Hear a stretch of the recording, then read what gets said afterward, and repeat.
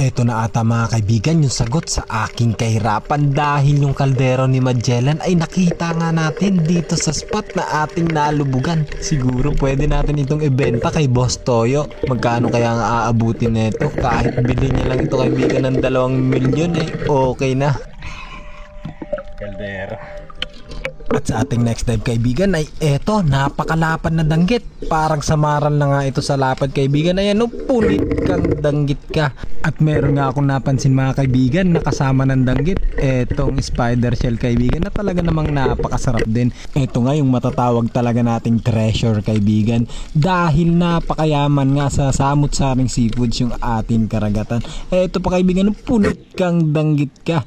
Yan kaibigan, so ang ganda ng spot na ating nalubugan sa napakalinaw ng dagat ay meron nga ditong mga danggit na naglalaparan kaibigan. Medyo nakakabanga lang ng konti dahil solo dive nga tayo ngayon kaibigan, pero yung ating kaba ay unti-unti ngang nawawala dahil na wiwili tayo sa panunusok na itong mga danggit na to. Eto kaibigan, jackpot nga tayo dito dahil solo dive lang tayo at meron ngang mga danggit dito sa spot na ating nalubugan. At eto pa kaibigan, meron nga tayo ulit dito nakita na spider shell. Ayan malaki na yung isang to.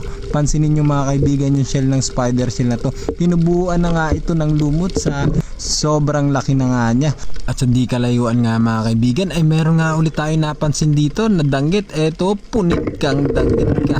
Ang lapad talaga ng mga danggit dito kaibigan at umaabot nga pala ng 120 hanggang 180 yung kilo ng ganitong klase ng isda dito sa amin. At sa ating muling pagsisid kaibigan ay nakakita nga tayo dito ng trevally kaibigan. Good size na rin yung isang to. Ayan pinapahabol-habol pa tayo nito. Nung nakatsyempo nga tayo kaibigan ay tinusok nga natin ito, kaso nga lang ay hindi nga ito natin nahuli. Mabuti na nga lang ay mayroon nga agad pumalit na napakasarap na pusit lumot kaibigan. Ayan, punit na punit yung pusit lumot. 150 hanggang 200 pesos naman kaibigan yung bilihan ng pusit lumot dito sa amin kaibigan. Pero kapag umabot na nga ito sa pampublikong pamilihan ay umaabot na nga ito ng 250 hanggang 300. At eto pa kaibigan, punit sa atin yan kaibigan. Sa mga kaibigan nga pala natin na nagtatanong kung anong araw ba yung flashlight nga ginagamit natin ay Uford flashlight nga kaibigan. At ginagamitan nga natin ito ng Litokala battery na talaga namang napakatibay kaibigan. Pag ito nga yung dalawang to ang pinagpartner nyo ay talagang napakaganda na resulta kaibigan. At sa ating next dive kaibigan, eto yung eel na tumago sa damo. Nung binigyan nga tayo ng tiyempo nito na tusukin siya, ayun sayang kaibigan, hindi tumama.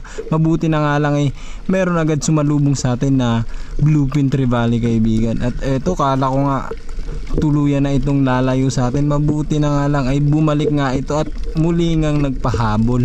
So tinagaan nga natin ito at sa pagkakataong ito kaibigan ay medyo kinakapos na ako sa oxygen, pero pinipilit ko nga pusukin to at nung binigyan nga tayo nito ng pagkakataon ay nahuli nga natin siya kaibigan. Ayan, good size na rin yung isang to, more or less kalahating kilo na kaibigan.